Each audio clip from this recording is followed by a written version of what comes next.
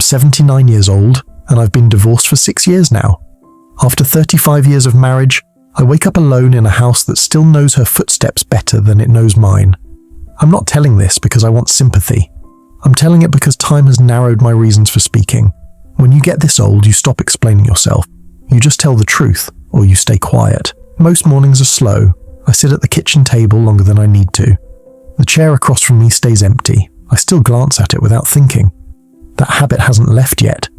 People assume divorce is loud, that it comes with shouting, slammed doors, betrayal. Ours didn't. It came with silence, with patience that went on too long, with a belief that tomorrow would be better, so today didn't need attention. When I was younger, I thought a long marriage meant we were doing something right. 35 years sounded like proof, like durability. I didn't realize that time alone doesn't protect anything. It just gives you more chances to look away. I met her when I was 27. She was sharp, quietly funny, the kind of person who noticed things other people walked past. I worked long hours even then. I told myself it was temporary, building something, preparing for the future.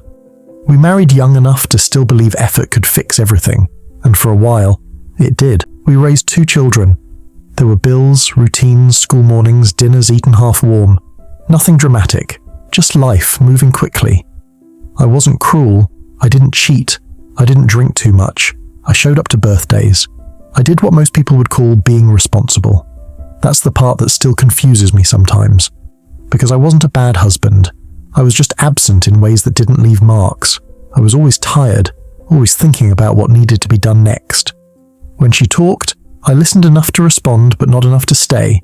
There's a difference, and I didn't know it then. I thought love was something you secured early, like a mortgage. Once you had it, you maintained it by not losing it. I didn't understand that love needs attention the way skin needs air. She'd ask how my day was. I'd answer with facts, numbers, problems. I rarely asked about hers, and when I did, I checked the clock without realizing it. There were moments she reached for me that I missed. Small ones, comments left hanging, invitations I declined without meaning to. I told myself there would be time later. Later became a habit. In my 40s, I started to feel important. People needed me. At work, my opinion mattered. At home, I assumed my presence was enough. She stopped arguing long before she stopped caring. I didn't know that's how it works. I thought quiet meant peace. There's a sound a marriage makes when it's slowly breaking. It's not loud. It's the absence of questions, the absence of complaint, the absence of being needed. I mistook that for stability. I missed things, not the big events, the small ones. The way she stopped telling me about her worries, the way she learned to carry disappointment alone. I was proud of being steady. I didn't see that I was also predictable in the worst way. Years passed like that. Work, home, sleep, repeat. We grew older side by side, but not together. I remember one night clearly. She was sitting at the edge of the bed, folding laundry slowly. She said, "Do you ever think about us?" I laughed softly and said, "Of course. We're fine." She nodded. She didn't say anything else. That was the moment, I think. Not the end, but the last real opening. By the time I noticed something was wrong, it had been wrong for a long time. She wasn't angry. She was distant in a way that didn't ask to be fixed.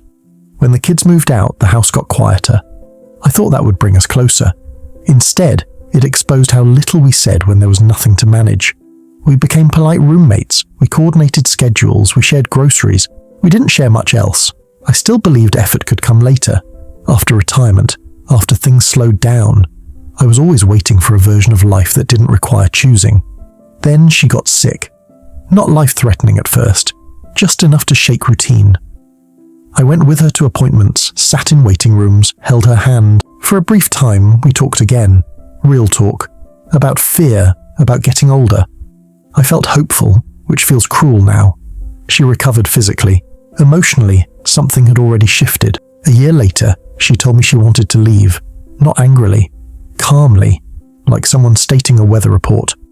I remember thinking she was confused, that it was a phase. 35 years doesn't just end, I thought. But it had already ended. I just hadn't noticed. The day she moved out, the house didn't feel broken. It felt unfinished, like a sentence that stops halfway through. Divorce at this age is strange. People don't know what to say. They assume you'll be fine. You've lived a full life. What they don't understand is that the future disappears faster than the past. You don't rebuild. You adjust to what's missing. I thought about calling her many times after. Sometimes I still do. But there are conversations you lose the right to have. That's one of the hardest truths. Some doors don't close loudly. They just stop opening. I see my mistakes clearly now. Not big sins, small delays. The belief that love was durable enough to survive neglect. I thought providing was the same as being present. I thought consistency was the same as connection. I thought silence meant comfort. I was wrong. If you're listening to this and you're younger, I won't tell you what to do. I don't know your life, but I can tell you what I wish I had known. Love doesn't end because of one moment. It ends because of all the moments you assume don't matter. It ends when you stop being curious about the person beside you, when you answer instead of ask. When you believe there will always be another chance to show up fully. There isn't always another chance. I don't hate her. I'm grateful for the years we had, for the family we built, but gratitude doesn't erase loss. Old age is quieter than people expect. Not sad exactly, just honest. You sit with the shape of your life and see it clearly. This is the shape of mine. If this meant something to you, sit with it for a moment. You don't need to change anything today. Just notice what you've been postponing. As for me, I make tea in the mornings. I read slowly. I think about what I didn't say and what I still can. There isn't much time left, but there is clarity, and that has to be enough.